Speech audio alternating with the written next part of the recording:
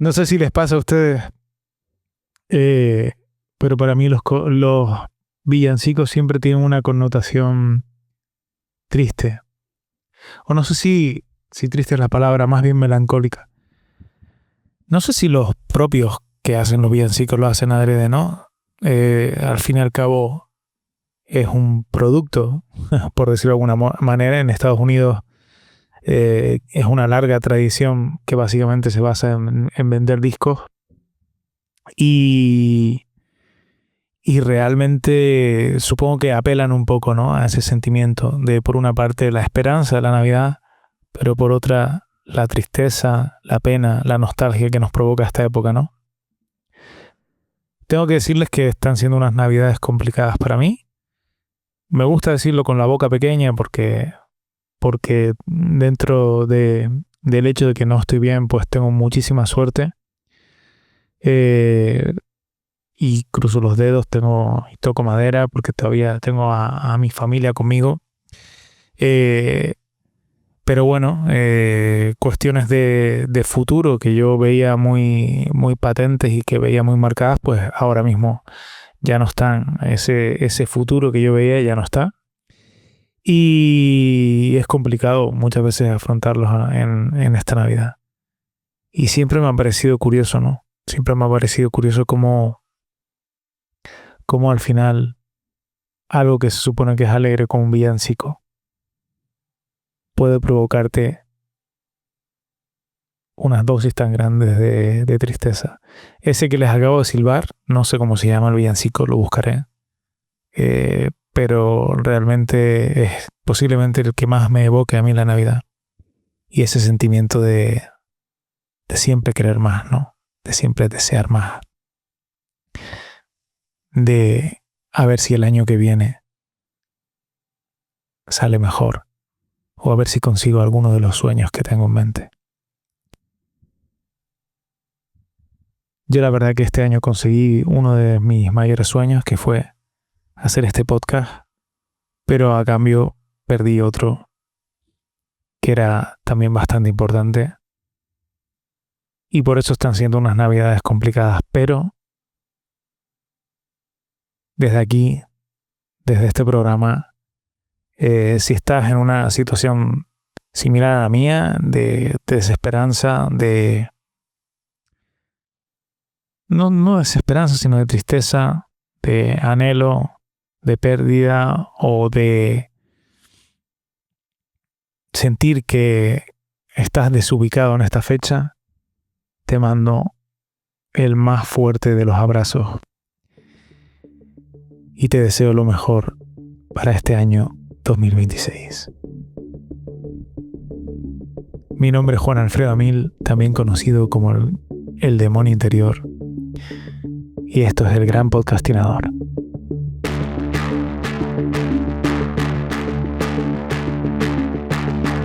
...416 Studio presenta una producción del Demonio Interior, presentado por Juan Alfredo Amil.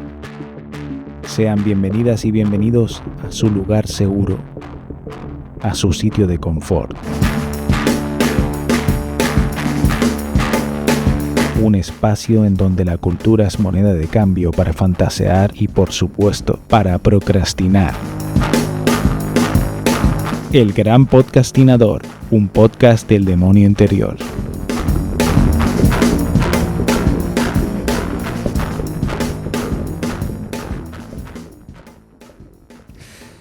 Bueno, bienvenidos al Gran Podcastinador, tu podcast de cultura, entretenimiento y contradicciones humanas. Hoy volvemos a tener popurrí, es decir, que en lugar de centrarnos en un tema concreto tendremos secciones variaditas, pero esta vez será un especial de Navidad. Bueno, un especial de Navidad porque hay un árbol de Navidad aquí y porque ni siquiera me he puesto un jersey de Navidad. Pero bueno, ya les contaré algunas cositas que ha traído cola este programa, este episodio. Empezaremos con moviditas personales, como siempre, en donde les contaré algo que tenga que ver conmigo, un poco por comentar cosas que seguramente resuenen con ustedes. Voy a contarles una anécdota divertida que me ocurrió el otro día. Esta semana no tendremos avance del consumo, pero sí tendremos rankings que nadie necesita. Y en este caso un ranking que ojalá no existiera. Top 5 de motivos para no estar orgullosos de la humanidad en 2025. Para mí, el único ranking que deberíamos hacer en este año. O la única recapitulación que deberíamos hacer en este año. Volverá a recomendaciones random, en donde haré una recomendación, pero aún no sé cuál es, porque se hace por sorteo. Mitos y leyendas del podcastinamiento, en donde hablaremos de una canción sobre un narcisista que se hizo 53 años de que Rosalía sacara la perla. Y la fricada de la semana, en la que les enseñaré una edición en VHS de un clásico del cine de Hollywood de los años 70. Por supuesto, terminamos con actualidad, con noticias seleccionadas por mí para comentar aquí y con los comentarios de ustedes en redes sociales. Vamos ya al lío, no nos movemos del salón, pero sí que nos vamos al nudo del programa. Hoy toca Popurrí. Hoy, en el nudo del gran podcastinador, Popurrí.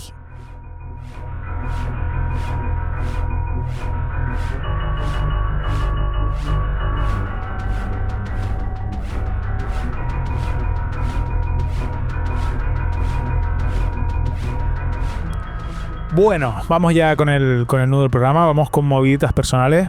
Hoy tengo, la verdad, que varias, algunas han sido improvisadas porque este programa ha sido bastante accidentado. Vale, ¿por qué sale el programa el día? Este episodio va a salir el día 31 de diciembre, que posiblemente no sea el mejor día para sacar un podcast, pero he decidido hacerlo igualmente. Me estoy dando cuenta de que no tenía encendido el foco ahora mismo y lo estoy encendiendo conforme estoy aquí. Madre mía, pelotazos máximos.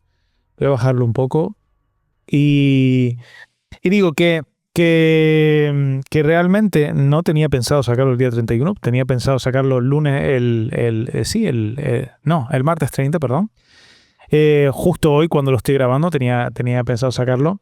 Pero hubo un problema, que es que, bueno, grabando no voy a entrar en cuestiones técnicas, pero con el códec que suelo grabar, pues me estaba dando problemas últimamente y ya el definitivo ha sido esta semana que el clip original del audio directamente estaba con el frame rate vuelto loco y no había manera de, por todas las pruebas que hice, o sea, es algo a lo que me dedico, pues intenté sincronizarlo de todas las formas posibles con el audio directo del micro y no hubo manera porque no es una cuestión de alguna cuestión del frame rate o de algún problema que tiene el vídeo que no alcanzo exactamente a entender y que tampoco me voy a extender en explicar aquí porque no es cuestión.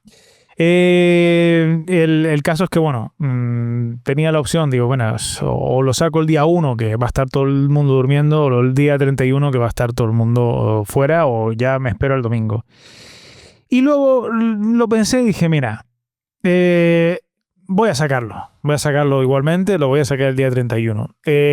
Como les decía al principio, que también les tengo que decir que la intro ha sido improvisada, no iba a ser esa. Ha sido un año horrible a nivel personal y sin embargo este podcast es de lo poco bueno que me ha pasado este año, la verdad, porque era cumplir un sueño que tenía desde hacía muchos años y por fin este año me atreví a hacerlo, ¿no? Entonces, ya que ha sido un año que está acabando tan mal, porque no hay forma de remontarlo, pues la verdad que a nivel personal me refiero, y mira que he recibido noticias buenas a nivel profesional últimamente, pero no está siendo suficiente, pues por lo menos quiero acabar el año haciendo siguiendo o continuando con ese sueño que por fin cumplí este año, haciendo algo que realmente me ha dado felicidad en este año 2025, que es hacer este podcast y pues eso, el contacto con ustedes y el hecho de que reaccionen a los reels, a los podcasts, a los episodios, etcétera, etcétera, ¿no? Así que nada, con eso, digamos que por eso va a salir el programa el 31. Esperemos que el 1, que cuando estén aburridos, pues digamos que se pongan a escucharlo. Y es un buen momento y nada, espero que en cualquier caso lo hago con todo el amor, con todo el cariño y espero que les guste. Yo la verdad tengo que decirles que después de este programa seguramente me tomo unos días de descanso. Ya últimamente habrán visto los que me vienen siguiendo habitualmente que no está saliendo con la periodicidad semanal puntual de cada domingo que estaba saliendo últimamente. El cuerpo me pedía desconectar un poco, me pedía otras cosas y he tenido que reconstruirme un poco. Entonces la cuestión ha sido que necesito replanteármelo de alguna manera, porque la verdad que lleva muchísimo tiempo. No quiero dejarlo, pero tengo que buscar la mejor fórmula para que sea posible y para pues poder continuar con mis proyectos cinematográficos, que este año la verdad que aunque he trabajado en ellos, en los guiones y tal, pues la verdad que en 2026 va a requerir un plus más de mí para llevar a cabo los 3 proyectos que tengo en la recámara y que espero que, bueno, los quiero meter en circulación, ¿no? Así que voy a planteármelo, voy a pensar si a lo mejor hacer un podcast de periodicidad mensual, pero hecho con bastante cariño y con bastantes horas de duración y contenido, o si prefiero, como les comentaba en el programa pasado, hacer este formato de popurrí que estamos haciendo ahora cada semana, y cada 2 semanas a lo mejor pues un formato un poco más largo con un tema un poco más extendido, que me dé tiempo durante el mes a escribirlo como Dios manda, ¿no? Porque al fin y al cabo este podcast soy yo solo y bueno, en un principio pues prefiero que siga siendo así. Así que bueno, en fin, es lo que les quería comentar. También estoy planteándome la manera de hacer algo con la parte de los comentarios o de la actualidad al final. Pero bueno, esto ya les diré porque todavía le estoy dando una vuelta. A ver si quiero encontrar la manera de que ustedes puedan participar un poco más en el programa. Y voy a ver si puedo encontrar el modo, la forma de que sea viable. Así que nada, seguimos con... todavía no hemos terminado con movidas personales, ¿vale? Voy a contarles una anécdota. Voy a contarles algo que me pasó el otro día. De hecho, iba a usarlo como intro hoy, pero al final he decidido entrar por la otra intro. Que es, bueno, algo, ya les digo, una anécdota que me ocurrió el otro día, ¿no? Iba paseando el otro día con mi perra. Yo siempre que paseo a Buki, a mi perra, pues voy preparado, voy como si fuera a un campamento. O sea, voy con una bolsa, un bolso que tiene, voy con las salchichas, los premios que le voy a dar a lo largo del paseo para que se porte bien, etcétera, etcétera, y pues todo lo que necesito, agua y sobre todo lo que son las bolsas de cacas y de esto, ¿no? El caso es que, bueno, ella estaba ahí y estábamos paseando y ella está ahí golifiando, oliendo por toda la acera, y entonces se puso a cagar en un parterre. Un parterre, para quien no lo sepa, y digo para quien no lo sepa porque yo no lo sabía hasta que lo busqué en Google, tuve que buscar cómo se llaman esos trocitos de tierra o esas extensiones de tierra que hay siempre en las aceras de las calles, ¿no? Y donde plantan árboles o cosas así. Yo no sabía cómo se llamaba eso y resulta que se llama parterre, que es una palabra que también escuché hace meses por otra cosa y bueno, en fin, es lo típico de repente empecé a escuchar esa palabra 1000 veces, ¿no? Y el parterre estaba enfrente de un aparcamiento. Y cuando levanto la cabeza, veo sentada en su coche a una chica rubia, preciosa, que estaba allí contestando a unos mensajes antes de salir del coche. Y ella se dio cuenta de que Buki estaba cagando enfrente de ella y luego levantó la mirada. Nuestras miradas se cruzaron en un momento mágico y yo le dije, lo siento. Y ella dulcemente sonrió y respondió, no pasa nada. No lo escuché, pero se le leyó perfectamente los labios. No pasa nada, dijo, ¿no?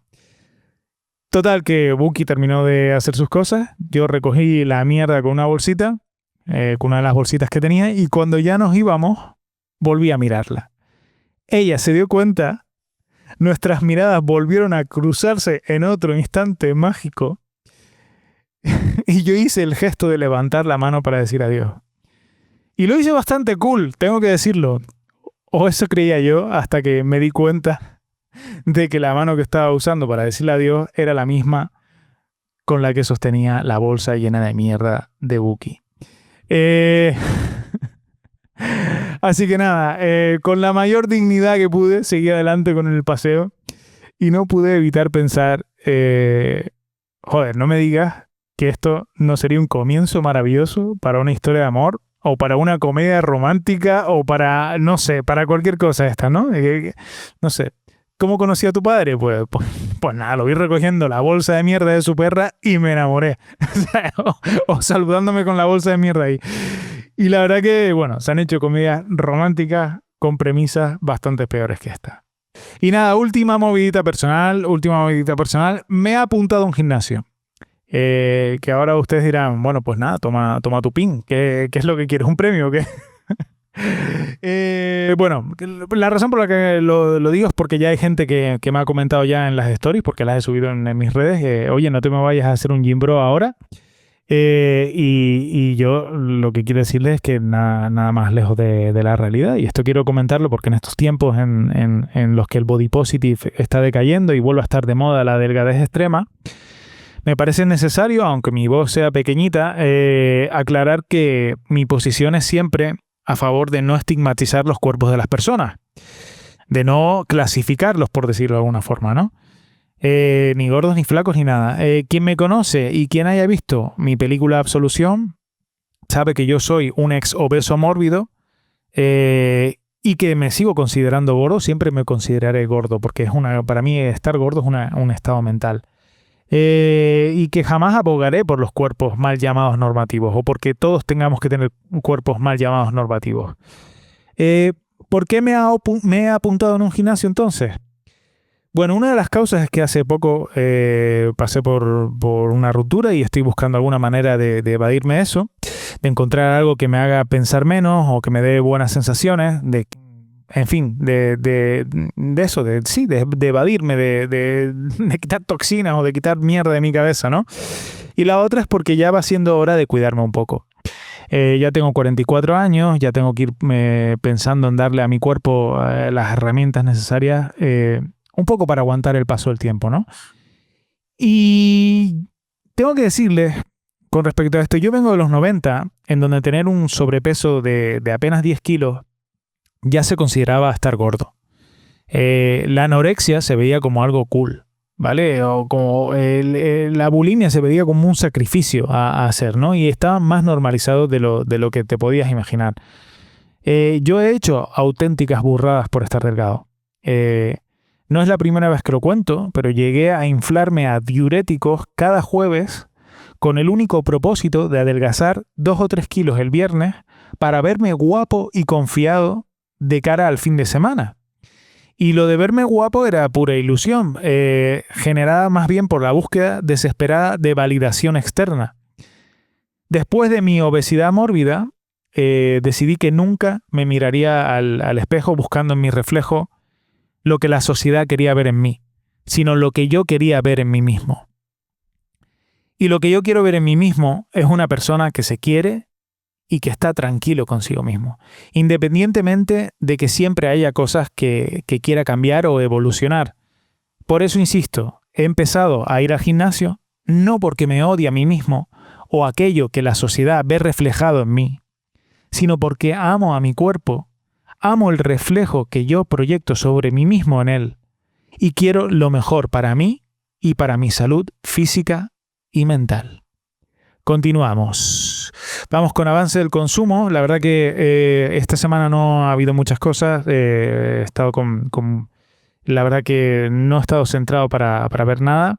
Pero sí que he terminado Anatomía de un Instante, la serie esta de Alberto Rodríguez sobre el 23F en un hecho histórico en España, para los que nos estén escuchando de fuera.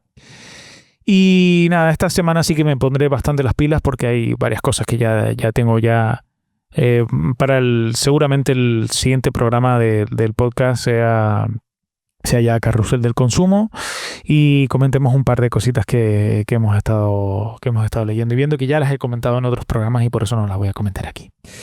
Y vamos a la siguiente sección. Vamos ahora con rankings que nadie necesita. Miren, considero ahora que estamos en un momento en el que todo el mundo está recapitulando el año y en el que todo el mundo está haciendo rankings de qué ha sido lo mejor de este año, considero que este 2025 no es para hacer rankings de qué ha sido lo mejor. Considero que en este 2025 han pasado cosas demasiado graves como para hacer eso.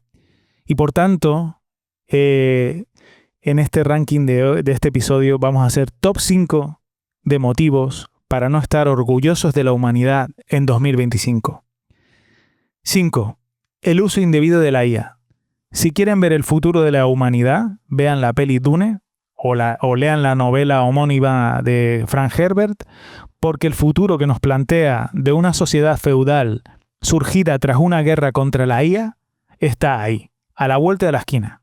O peor aún, el futuro que nos plantean en Terminator. Y aquí también entro en mea culpa, porque yo uso bastante la IA, y esa es la verdad, pero nunca de manera generativa. La inteligencia artificial está ahí. Eso es un hecho, es una herramienta, y nos guste o no, es parte de nuestra evolución técnica como civilización o tecnológica. Pero usarla para generar imágenes y contenido sin una sola idea propia, sin mirada, sin riesgo, sin creatividad, eso no es evolución, eso es involución. No es que nos vaya a quitar el trabajo, no es que nos vaya a quitar de nuestra función como humanos, es que estamos renunciando a pensar gracias a la IA o por culpa de la IA. Y eso es una bajeza moral que apenas estamos empezando a normalizar. 4. El auge del fascismo y su blanqueamiento. Cuando un chaval de 18 años dice, convencido, que con Franco se vivía mejor, el problema no está en ese chico joven, que normalmente suele ser chico joven, aunque también hay chicas jóvenes. Es la desmemoria convertida en una opinión válida. El algoritmo pagado a golpe de talonario para que ese contenido y esa versión asquerosa de la historia llegue y cale en mentes que aún se están desarrollando. Y la vergüenza de esto no es que el fascismo haya regresado. Yo también a veces he pensado el fascismo ha regresado. No, es que nunca se fue. Lo que pasa es que aprendió a disfrazarse y a mimetizarse en nuestra sociedad hasta conseguir inocularse en nuestras venas. 3. Y aquí voy a englobar dos cosas. La vivienda y los grupos de desocupación. Son cosas que me preocupan extremadamente. Nos quieren decir que el problema es la ocupación de las casas, cuando el problema real es que hemos construido una sociedad donde no se respeta un derecho fundamental, como es el de tener una vivienda digna. La especulación, el turismo extremo, la desacertada regulación de las viviendas vacacionales, entre otras cosas, han provocado un problema que, si no se dan prisa en solucionar, va a tener consecuencias brutales. ¿O no? Porque realmente no estamos haciendo nada, los ciudadanos, por solucionarlo, o lo suficiente al menos. De este tema también hablaremos en la parte de actualidad, porque les voy a contar algo que vi el otro día que realmente me indignó muchísimo. 2. Genocidios, conflictos armados y vergüenzas históricas que estamos aprendiendo a ver con indiferencia. Gaza, Sudán, la República Democrática del Congo, Nigeria, son lugares donde la muerte es la realidad más aplastante que existe. Los sueños, los anhelos que les hablaba al principio del programa, no están en su mente, no están en su cabeza, porque lo que está en su mente es la pura desesperanza. Lugares que en Occidente usamos como armas arrojadizas ideológicas en lugar de concienciarnos de una vez por todas por lo que está ocurriendo allí. No es solo que estas guerras sigan sucediendo, es que hemos aprendido a convivir con ellas, a mirarlas sin urgencia, sin presión, sin acción, sin humanidad. Y en primer lugar, sin duda alguna, aunque viene a colación de lo que he dicho antes, el número 1, la pasividad social. Es decir, la indolencia con la que todas, todos y todes nos estamos dejando llevar sin hacer nada por solucionar estos 4 hechos que he descrito antes, entre otros, que nos deberían hacer avergonzarnos de la humanidad. El día de mañana nuestros nietos nos van a mirar o bien con vergüenza porque no hicimos nada, o bien con indiferencia porque serán parte del sistema que nosotros mismos hemos creado. Y honestamente no sé cuál de las dos opciones es peor. Seguimos. Vamos ya con recomendaciones random. Tengo que decirles, bueno, como les comenté al principio del programa, hubo un problema técnico que me ha hecho repetir hoy, así que normalmente suelo tener aquí una mini urna que en realidad es un bol de ensalada en el que tengo varias papeletas y suelo hacer como por sorteo o al azar un poco coger una de las papeletas, la abro y les hago una recomendación random, ¿no? Pero ya esto lo hice ayer y no quiero perder y tiré la papeleta a la basura, la verdad. Entonces no quiero perder la opción de decirlo y la papeleta que salió, si me quieren creer o no, a lo mejor, si me da por hacerlo, pues lo edito esa parte, pues salió hit. Lo dicho, recomendaciones random, hit. No sé por qué lo he repetido, pero bueno, hit. Y hit me refiero, pues, la película de Michael Mann, dirigida por Michael Mann y escrita por Michael Mann, protagonizada por Robert De Niro y Al Pacino, con papeles secundarios gloriosos como Diane Venora, Ashley Judd, Val Kilmer haciendo un papel espectacular. Después les hablaré un poquito de esto también. Y bueno, una obra maestra del cine de género policíaco, del cine de género de golpes o de heist, que es como se suele llamar, ¿no? De ladrones y de robos a bancos y etcétera, ¿no? Quizás junto con La jungla de asfalto de Kubrick, que hay por ahí debe estar entre las 2-3 mejores de la historia. Y la verdad que, bueno, la razón por la que les recomiendo, voy a contarles una anécdota personal que a mí me ocurrió con la película. La primera vez que la vi fue en el año del estreno y me llevé un chasco enorme porque, bueno, se supone era la primera película, aunque ya habían coincidido en reparto alguna vez, pues nunca habían coincidido en escena Robert De Niro y Al Pacino, ¿no? Y además como coprotagonistas. Nunca había ocurrido. Bueno, en El Padrino sí, pero realmente nunca eran... los dos personajes estaban en épocas diferentes, ¿no? Entonces, cuando yo vi la película me llevé un chasco enorme porque no solo no me daba, o yo no consideraba que me daba lo que era el duelo interpretativo entre Robert De Niro y Al Pacino, sino que tampoco me pareció una escena de acción muy bien hecha, con unos tiroteos de la hostia. Eso sí que me impresionó desde el primer momento, pero que me pareció, sin más, no le vi ningún rasgo más que cualquier otra peli de acción del momento, y además me pareció incluso aburrida en el momento. ¿Qué pasa? Que yo la vi doblada. Y bueno, no me odien los dobladores, pero yo siempre prefiero ver las pelis en versión original, pero en aquella época no era habitual verlas en versión original. Porque llegaban ya, bueno, ya les comentaré eso también después, en VHS y se veían pues directamente en versión doblada. No tenías la opción de cambiar el idioma. Entonces, tiempo después, por recomendación de un amigo de la época, de Nico, me convenció de volver a verla y la vimos en versión original. Y poco a poco el concepto que yo tenía de la película fue cambiando. Fue cambiando porque de repente me di cuenta al verla en versión original que la estaba entendiendo mejor que al verla doblada. Y es porque Hit, el título, responde a cómo se refieren los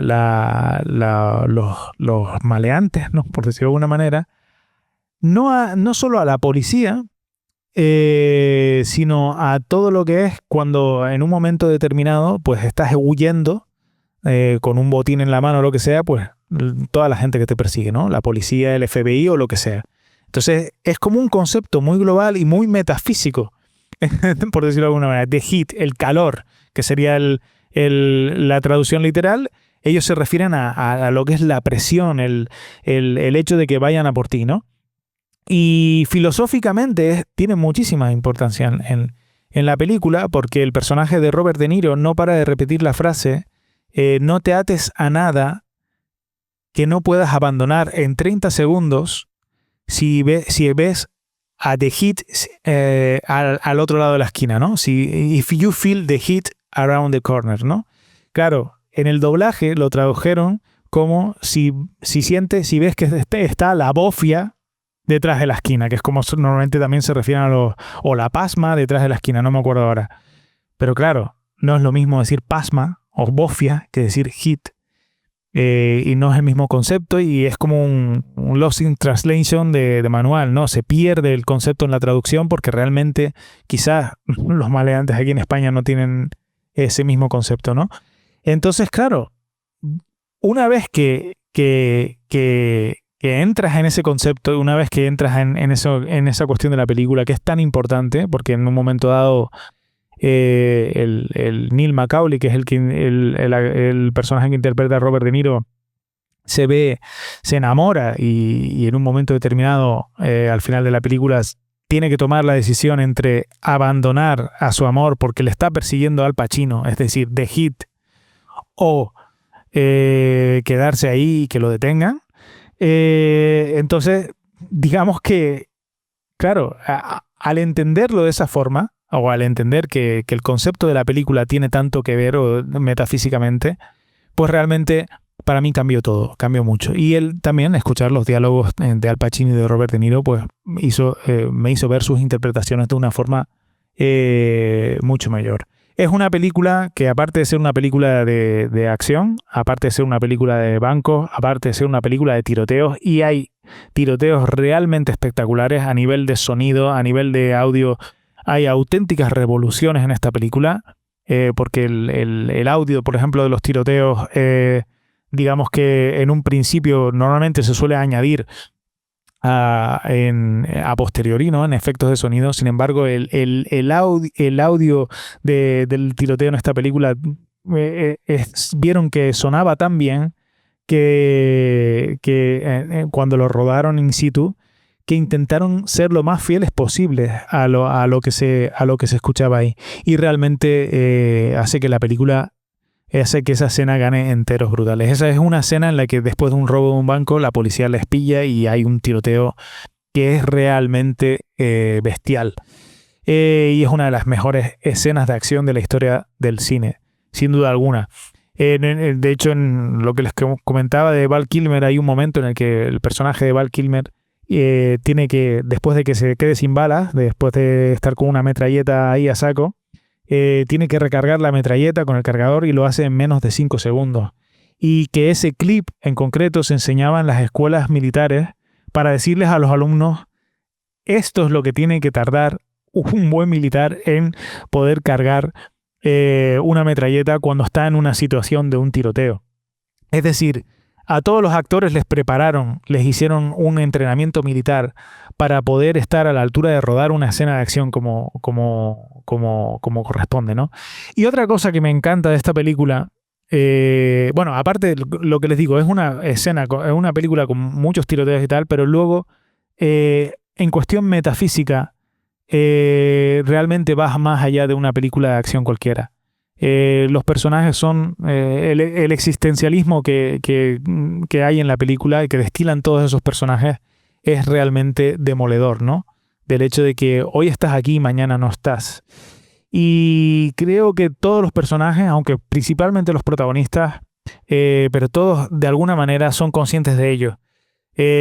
Solo que los personajes secundarios intentan huir de esa cuestión o intentan evadirse de esa cuestión, y sin embargo los protagonistas son conscientes y por eso son, al final, aunque sean rivales, llegan a ser a respetarse y admirarse, por decirlo de alguna forma, porque ambos ven la vida, aunque desde puntos equidistantes, de una misma manera. Y bueno, es una película realmente preciosa. Hay que decir también que Heat es una lección de perseverancia en el cine. Porque esta película fue, en un principio, era un piloto que Michael Mann rodó para una serie que no salió, se llamaba LA Takedown, ¿vale? Ese piloto se puede ver en YouTube, se puede encontrar perfectamente. Y la verdad que, si te fijas en el piloto, tiene muchas partes muy similares y, de hecho, diálogos integrales como los que se ven en la película posterior que hice de Heat, ¿no? ¿Qué pasa? Bueno, ese piloto no salió, pero es que además ves que los actores que había no eran Robert De Niro y Al Pacino, eran actores típicos de televisión. Además, creo yo que eran más jóvenes de lo que tendrían que ser los personajes, y luego, pues evidentemente no tenían los medios que tuvieron posteriormente Heat. Lo bonito de esto es que Michael Mann, una vez que ve que no sale ese proyecto, siguió quedándose con esa idea, porque además trabajó mucho, investigó mucho en cómo trabajaban los ladrones de bancos, en cómo trabajaba la policía que los perseguía, etcétera, y decidió que le iba a dar una oportunidad a ese proyecto y buscó la manera de financiarlo y de poder hacerlo en Hollywood.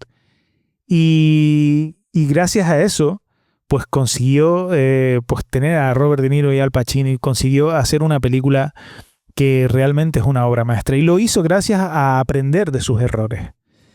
A aprender de los errores que seguramente cometería haciendo ese piloto o aprender de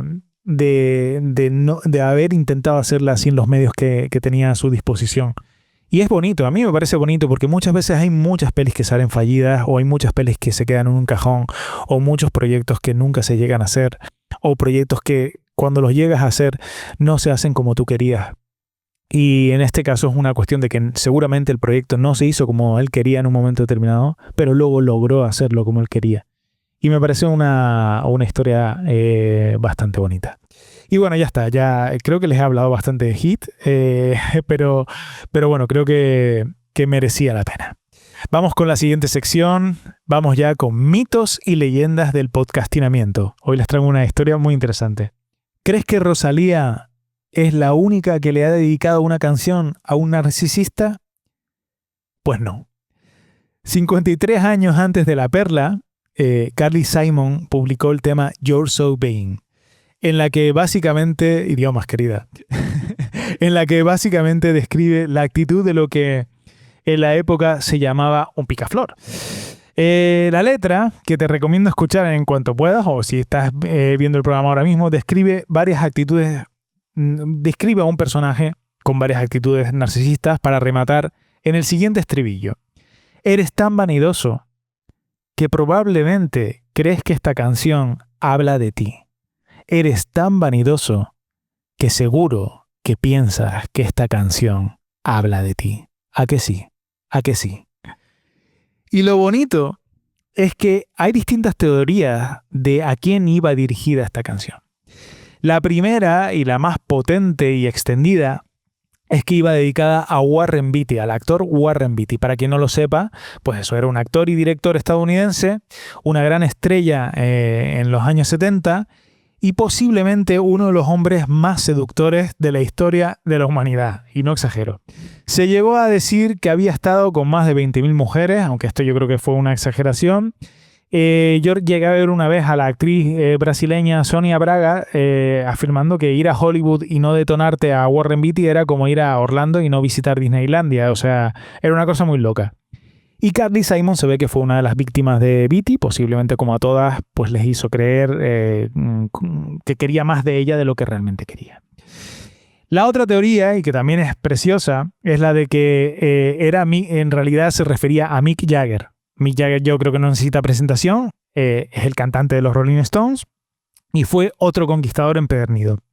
Un narcisista de manual que llegó incluso a quitarle una novia a su compañero y guitarrista Keith Richards. Lo mejor de todo, que Jagger canta en los coros del estribillo de esta canción. La parte en la que dice don't you, a que sí, las canta Mick Jagger. Así que de alguna manera estaría asumiendo que la canción iba por él y recibiendo el golpe con cierta elegancia. Hay otras teorías por ahí. También hablan de un ex marido de Carly Simon, pero yo la verdad que me quedo con estas dos, que son las más jugosas. Y bueno, ¿por qué este hecho adquiere un cariz de leyenda? Pues mira, porque ni siquiera la propia Simon ha dicho nunca a quién iba dirigida la canción, lo cual hace que todos los sospechosos crean que está dedicada a ellos. Y mira, yo no sé cuál es la verdad. La única verdad que te puedo ofrecer en este episodio es que esto es un puto temazo. You're so vain. I'm glad you think the song is about you. Perdón por este momento. Bueno, vamos ya. Después de este exabrupto, espero que no se me haya ido toda la gente del podcast. Vamos con la fricada de esta semana. Y la fricada de esta semana tiene que ver con cine, tiene que ver con una película mítica de los años 70 y es esta edición especial, edición en VHS que tengo de la película de Martin Scorsese, Malas Calles o Mean Streets. Idioma Seguin, querida. Bueno, el caso es que, ¿por qué traigo esto aquí? Voy a explicarlo bien. Miren, esto es una edición en VHS, que es como se veían para los jóvenes, como se veían las películas antes. Tú esto lo conectabas, ay Dios mío. Tú tenías un VHS que venían en cajitas de plástico como esta, en carátulas, la llamamos nosotros, y tenías este dispositivo que lo metías dentro de un vídeo, de un reproductor de vídeo, y ahí se veía la película. De una forma, bueno, esto después tenías que rebobinarlo, al devolverlo si ibas al videoclub o lo que sea. El caso es que los VHS, como les comenté antes hablando de Hit, normalmente venían directamente doblados, no venían en versión original, ni tenías opción de cambiar el idioma, no había la tecnología digital que hay hoy en día de que puedes cambiar el idioma como si nada, ya venía, esto es completamente analógico. De hecho, aquí voy a intentar mostrarles para los que estén viendo en vídeo, si no se los describo para los que no. Aquí pueden ver una cinta, no sé si se puede llamar cinta magnética a esto exactamente, pero digamos que sí, que es algo completamente analógico y que por tanto no se puede, no puedes digitalmente no podías cambiar digitalmente el audio. Entonces todas las películas venían dobladas. Claro, cuando yo vi esta edición ya eran los últimos años prácticamente en los que el VHS todavía funcionaba, y hubo un boom por hacer hacer de todo tipo de cosas, en plan colecciones de VHS o coleccionables que salían en los periódicos, etcétera, etcétera. Y una de estas cuestiones fue sacar una edición como esta, que es una edición en versión original subtitulada, es decir, en el idioma original, no doblado, y además con subtítulos en español. Y yo era la primera vez que tenía acceso a un VHS en el que se veía una película original y subtitulada. Luego ya con los DVDs pues ya sí que fue lo más normal del mundo. Y a mí esta película me enamoró, Malas Calles, la verdad. A día de hoy sigue siendo una de mis películas favoritas de Martin Scorsese, aunque seguramente las habrá hecho mejores, y sí las habrá hecho mejores, sí, Goodfellas y cualquier otra. Pero esta para mí sigue siendo una maravilla. El escuchar a Harvey Keitel y Robert De Niro por primera vez hablar con su propia voz y hacerlo de esa manera tan increíble, pues la verdad que a mí me cambió un poco la vida, la verdad, y el concepto que yo tenía de lo que era hacer cine. Y por eso le tengo mucho cariño. Además viene con la edición especial viene con este libro escrito, el primero además que tuve yo acceso que hablara de la obra de Scorsese, escrito por Ángel Sala, que si no me equivoco, hoy en día hoy en día es el director del Festival Internacional de Cine Fantástico de Sitges. Y la verdad que, bueno, le tengo muchísimo cariño a esta edición. La guardo como oro en paño en casa de mis padres. Ahí volverá seguramente. Ahora la he traído simplemente para hablar de ella en el programa. Y poco más que comentarles. Una cosa maravillosa. Ya no la puedo ver, ya no tengo vídeo. Pero me gusta saber que es de estas cosas que colecciono, que me gusta saber que están ahí, que siguen ahí.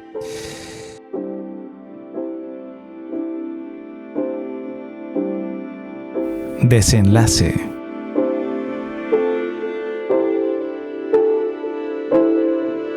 Seguimos, continuamos. Vamos ya con la actualidad. Vamos a, como saben, siempre hablamos primero de actualidad cultural y después de actualidad un poco más social. No es un informativo, siempre lo quiero repetir porque no se trata de eso. Se trata de seleccionar cosas que me han llamado la atención en estas semanas, o en este caso ha sido en varias semanas, pero normalmente semanalmente, que me han llamado la atención y que me gustaría, que quiero comentar en el programa, ¿no? En este caso, esta semana, la verdad, este episodio viene con mucho obituario, pero también con una reflexión sobre algo que se está hablando en estos días, ¿vale? Bueno, recientemente hemos sabido el fallecimiento de varios fallecimientos. Hemos sabido que ha fallecido la actriz Brigitte Bardot, una de las actrices más populares del siglo XX, sin duda uno de los iconos de belleza más influyentes de la historia. Estoy hablando de que aún hoy en día yo creo que se pueden notar mucha influencia de la imagen de Brigitte Bardot en muchos elementos. No te diría de moda, aunque en los 90, por ejemplo, cuando apareció Claudia Schiffer, sin duda estaba la imagen que crearon alrededor de ella era muy similar a la de Brigitte Bardot. Pero bueno, digamos que una imagen icónica muy influyente, ¿no? También por estas fechas ha fallecido el director Rob Reiner y su esposa. Por lo visto ha sido un hecho bastante turbio. Parece ser que el hijo tenía algunos problemas mentales y que ha acabado asesinándolos. Y bueno, Rob Reiner es el director de La Princesa Prometida, de Cuando Harry encontró a Sally, de Algunos hombres buenos. No sé, varias películas bastante potentes, bastante clásicas. No es que fuera un director que a lo mejor se prodigara cada 2 años como muchos directores grandes, pero era un director bastante solvente y que hizo películas muy, muy, muy interesantes, ¿no? Había sido actor de comedia. De hecho, aparece también en El Lobo de Wall Street haciendo un personaje secundario y haciéndolo bastante bien. Y bueno, era ya les digo, un director solvente.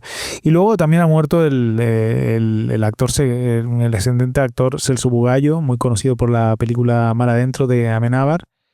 Y que bueno, tenía toda una trayectoria de años trabajando como secundario y que realmente no se puede decir que sea extremadamente famoso, pero era una persona muy respetada en el cine en España y en Galicia sobre todo, ¿no?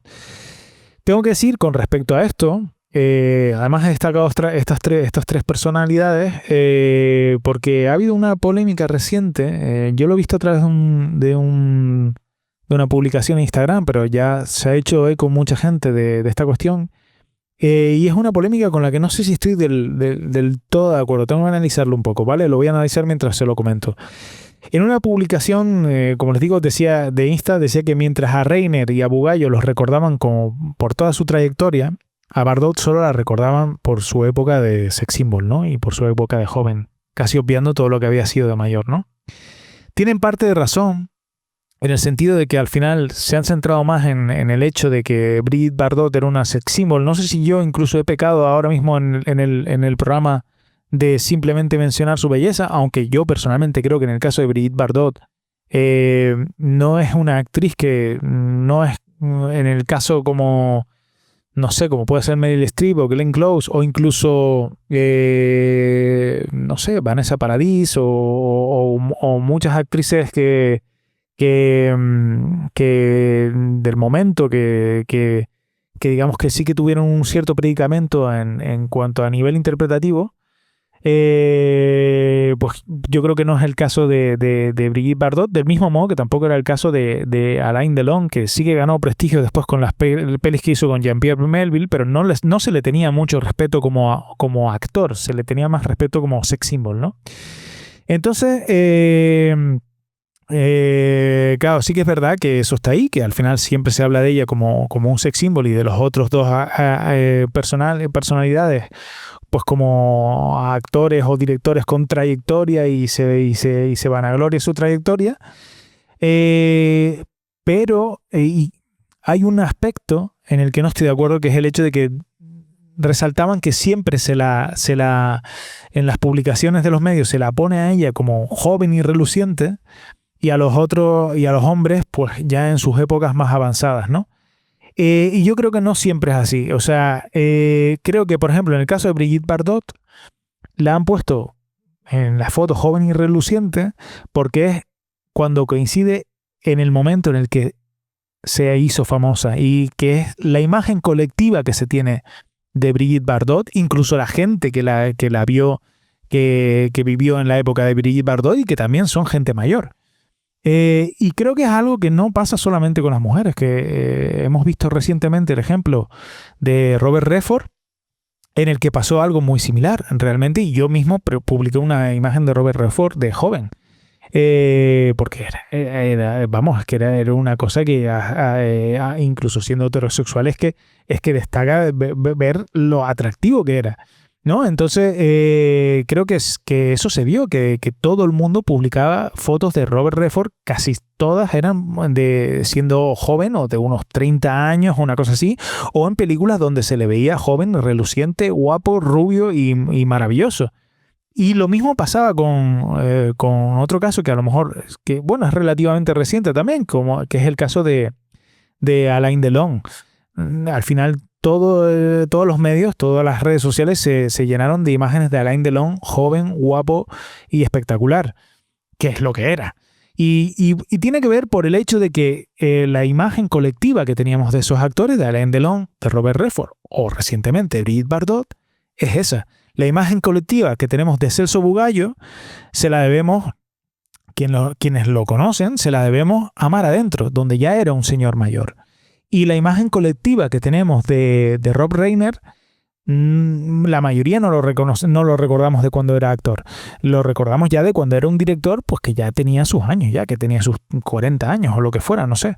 Entonces, cuando dirigía, ¿no? Y entonces creo que no es exactamente la misma situación y creo que hay que mirar un poquito los matices.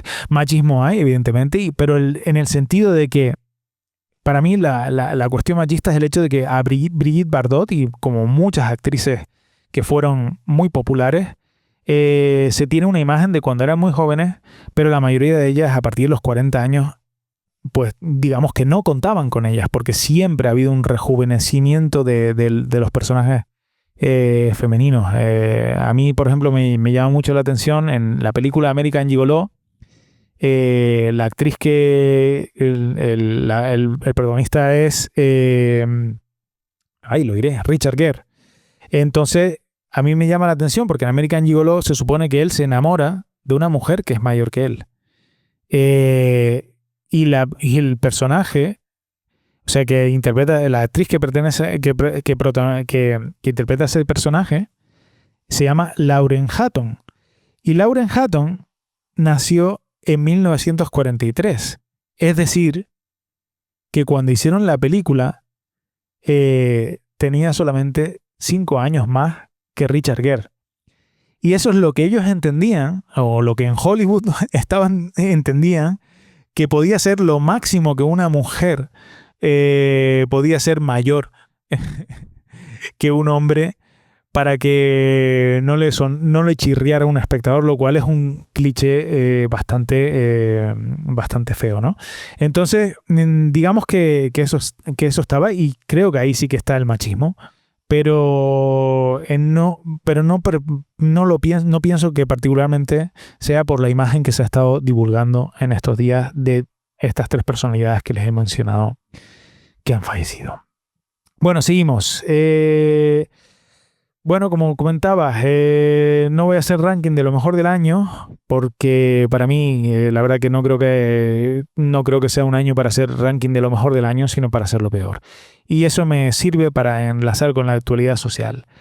Recordatorio, y esta vez será breve porque ya lo he mencionado antes en rankings que nadie necesita.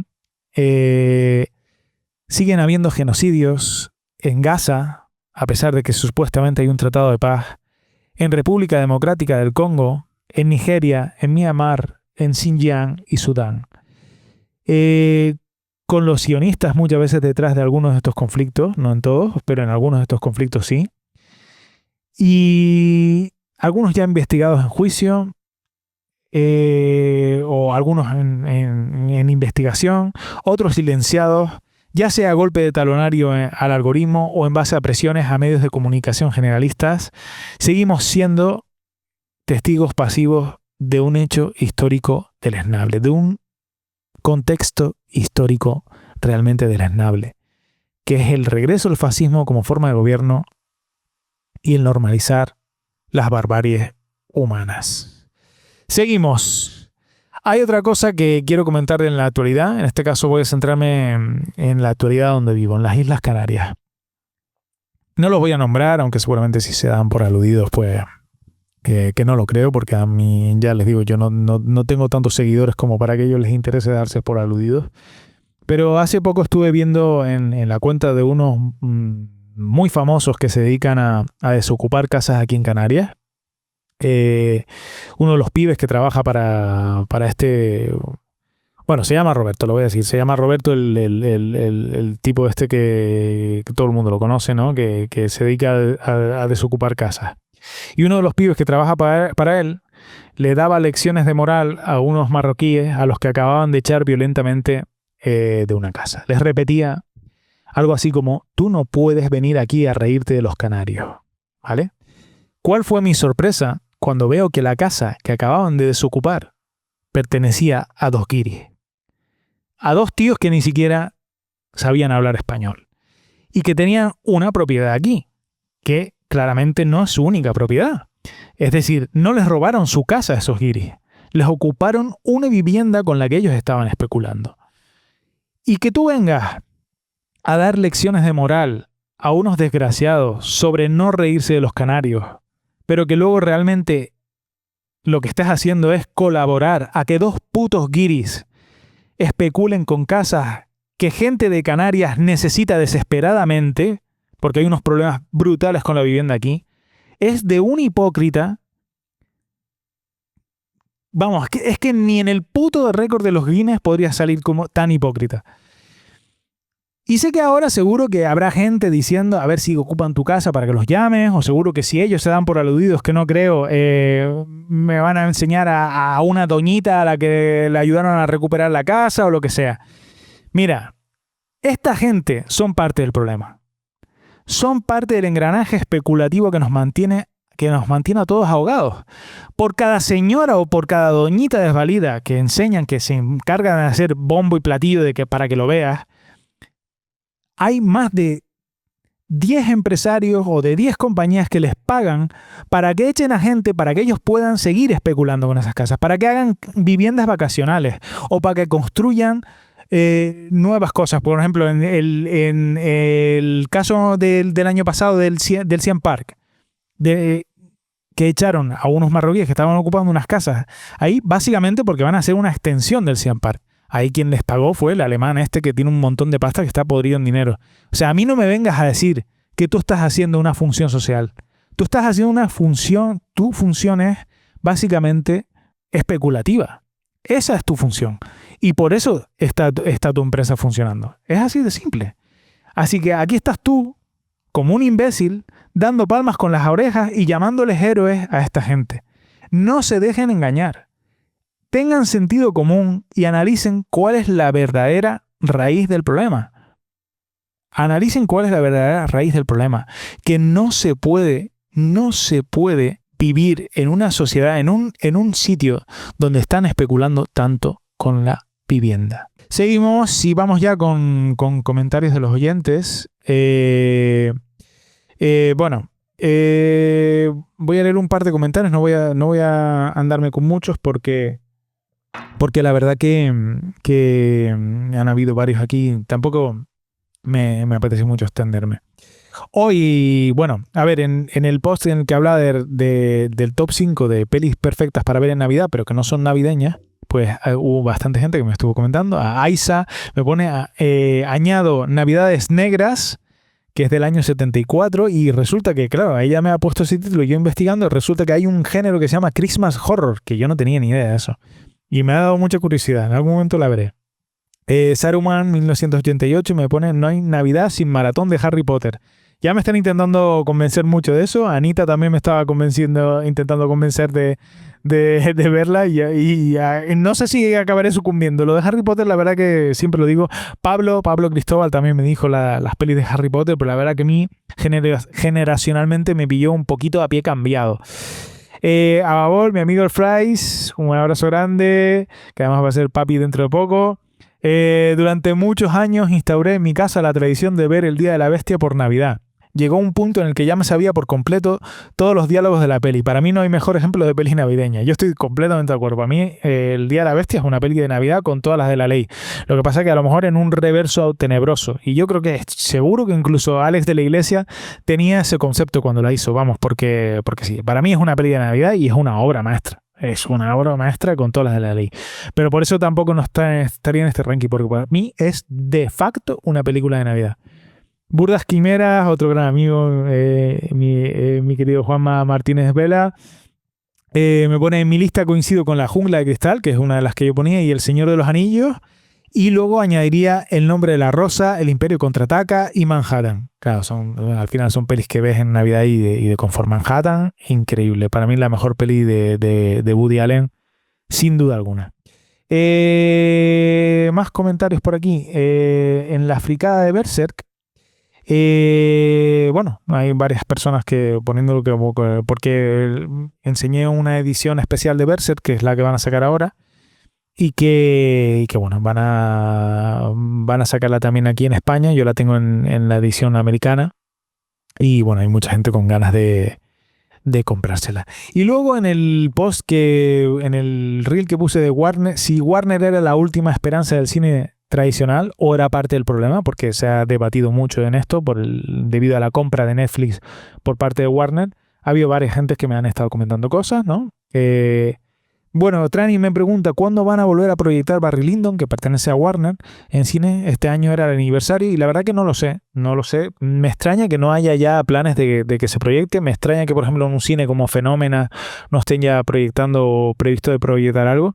En cualquier caso, si lo hacen supongo que ya habrán gente trabajando en una copia restaurada de la peli, pero será en cines muy seleccionados. Entonces, si me entero de algo, Trani, como te comenté, pues te digo algo, ¿vale?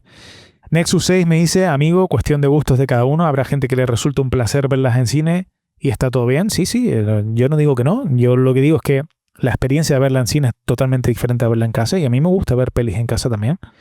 Pero hay que buscar un equilibrio entre las dos cosas. Me pone la locuay, el problema es seguir viendo mierda gringa y falta lo nacional, latinoamericano. Bueno, tengo que decirte que creo que también las distribuidoras latinoamericanas están teniendo problemas y vicios que adquieren de las grandes compañías, ¿no? Y es que es complejo. No solamente se trata de una cuestión de contenido, lo que está ocurriendo para que la gente no vaya a las salas. Tiene que ver con una cuestión de idiosincrasia y de organización y de evolución, la verdad, las cosas como son. Entonces, de hecho, voy a aprovechar para leer también otro comentario. Bueno, el problema que tiene el cine es que hace tiempo largo las compañías que hacen películas buscan lo fácil y por eso solo hacen adaptaciones de lo que sea y quieren vender esa adaptación a un público general que incluye a todas las edades, géneros, etnias, etcétera. Terminan destruyendo personajes e historias de esa adaptación y decepcionando a los fans y al público casual que no conocen lo que adaptaron.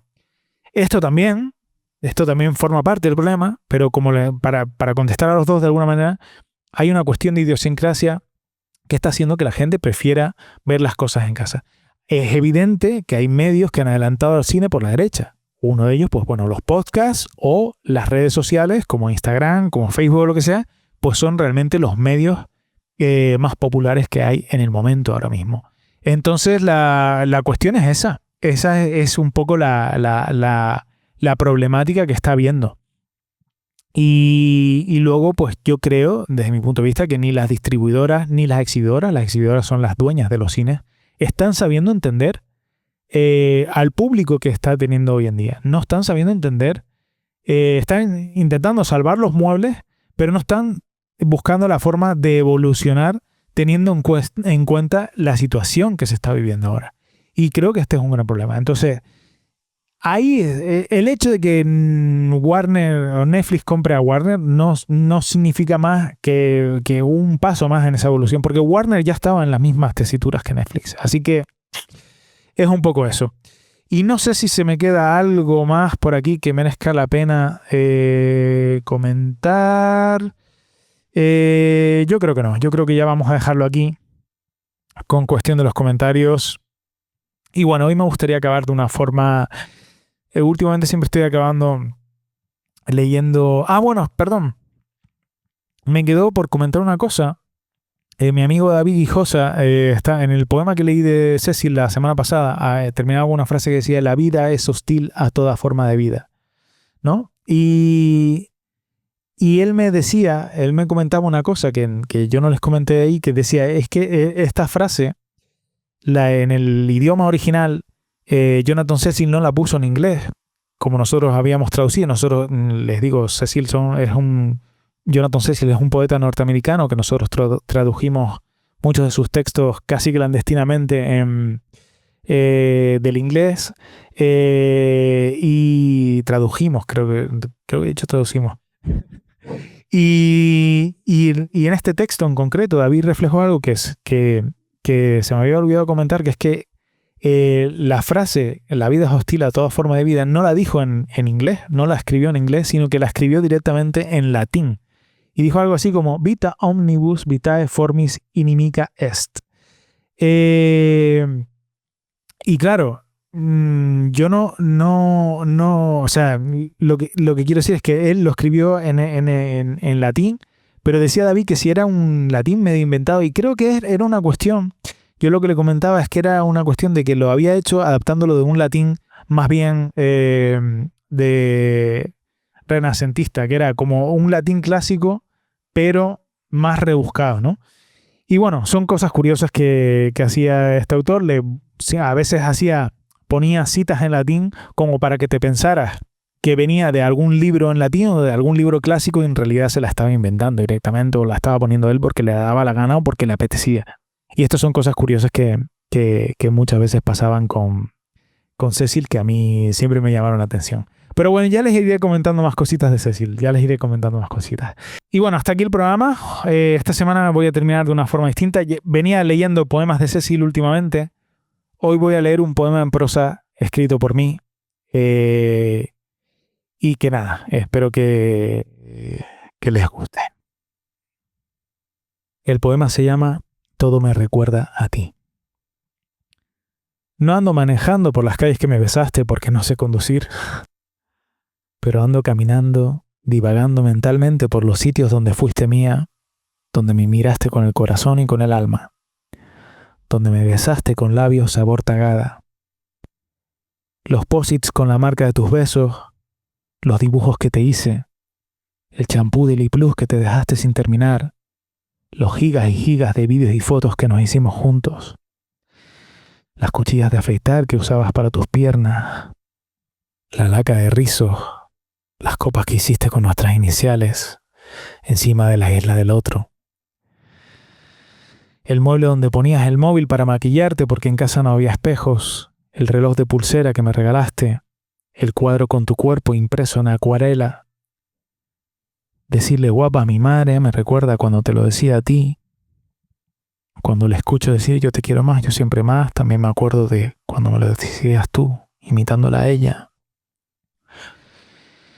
La puerta del garaje donde aparcabas el coche, la montaña que subimos juntos y yo me sentí el hombre más afortunado del mundo. El paseo marítimo, la playa de rocas donde nos besamos mientras tu pelo ondeaba al viento, todo lo increíble que ocurrió en aquel apartamento de la Cuesta y en el de Santa Cruz, el restaurante del Médano donde me dijiste que nunca habías estado con un hombre tan guapo, el guachinche al que me obligaste a ir y tenías razón, el mexicano de los Realejos, la mesa del bar del Siam Mall donde tuvimos nuestra primera cita con tu hija bebiendo un vaso de leche, el puto Kendo, donde todo acabó, la playa a la que me llevaste aquella segunda noche cuando parecía que no nos íbamos a ver nunca más, Juan Grande, el lugar donde fuimos a ver los aviones, el cachopo, la pata esa del cartel tan vasto, la pizza de solomillo, la sala recreativa donde me besaste mientras tu hija tenía los ojos tapados con las gafas virtuales. Ya nunca podré ir a comer al Rincón del Arroz sin recordar que me sentí el rey del mundo teniendo a mi reina al lado.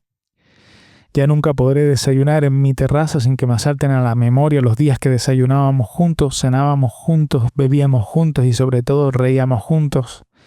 Ya nunca podré preparar una tortilla francesa sin recordar lo mucho que las disfrutabas y lo orgulloso que yo me sentía de hacer feliz a mi amor a través de algo que había preparado yo.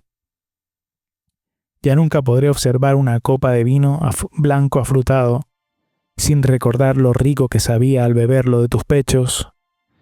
Ya nunca podré ir a Gran Canaria sin rememorar los largos paseos en coche. Porque todo me recuerda a ti. Y incluso el aire que respiro me recuerda a ti. Adiós.